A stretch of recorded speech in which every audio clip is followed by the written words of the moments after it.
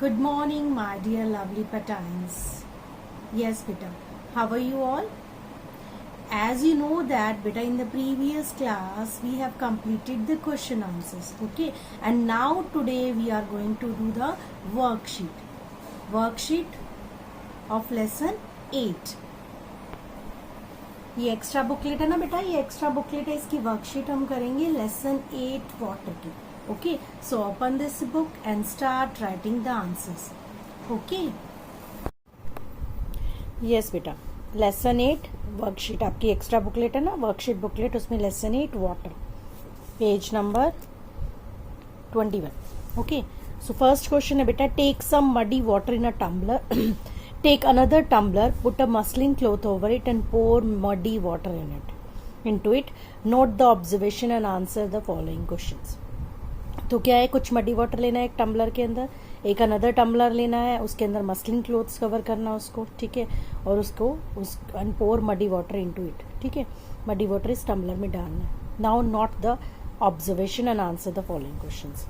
Name this method of removing impurities. इस मैथड को हम क्या कहेंगे बेटा? Write here filtration.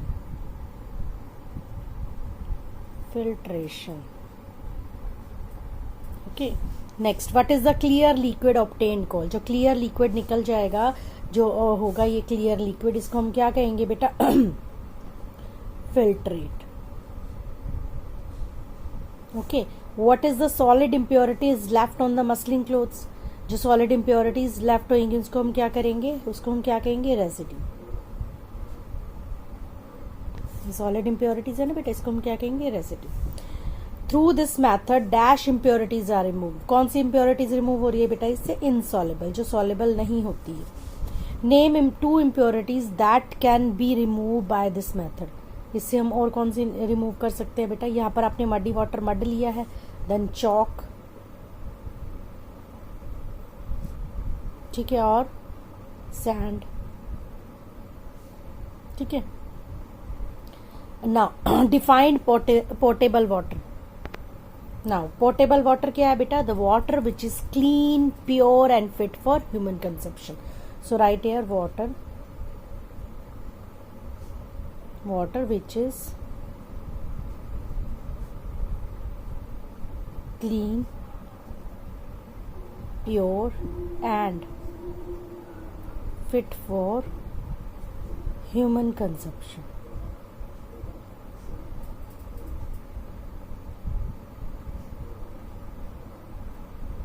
Is known as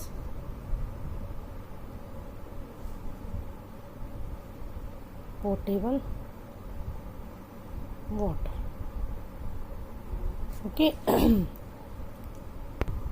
Now question number 3, write 2 characteristics of a drinking water. Drinking water की characteristics क्या है बेटा? It should be colorless and odorless.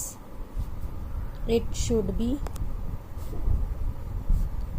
colorless and odorless. Okay, and it should be free from impurities. Should be free from impurities. Okay. Now next, take some water in a tumbler and put a spoon of sugar in it. Stir it till it dissolve completely. Note the observation and answer the questions. आपने पानी लेना है, ठीक है, एक tumbler में water लेना है, then add a spoon of sugar in it, उसको स्टर करना है जब तक वो डिजोल्व ना हो जाए. सो इसमें सोल्यूट क्या है बेटा? Name the solute. सोल्यूट क्या है? शुगर. और सॉल्वेंट क्या है? Water. In addition to stirring, write one other condition that enhance the formation of the solution.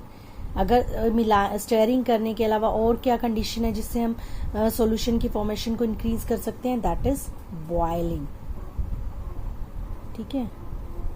Now defined solution.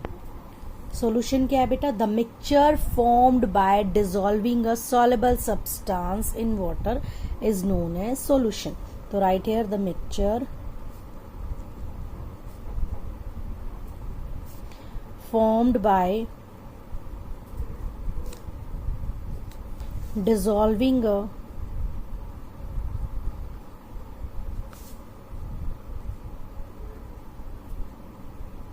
dissolving a soluble substance in water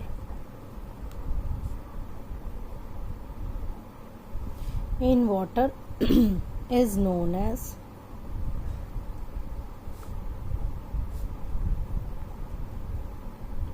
solution. ठीक है. If instead of sugar mud was mixed with water, would it be called a solution?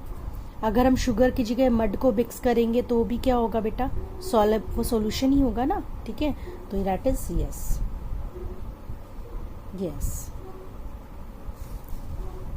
Now next है बेटा, help Sanjam to match the pictures to show water purification at a small level. ठीक है, तो ये क्या है, पिक्चर से बताना है. ये क्या है बेटा, this is boiling, this is filtering and this is storage. ठीक है, ये वाटर प्योरिफिकेशन है स्मॉल लेवल पे. Now help Riga to solve the given crossword puzzle. तो फर्स्ट है बेटा, liquid which dissolve other substance.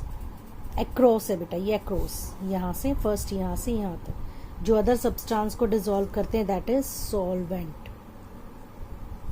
Okay, next है step 1 of water purification 2 number पे, दैट इज पंपिंग.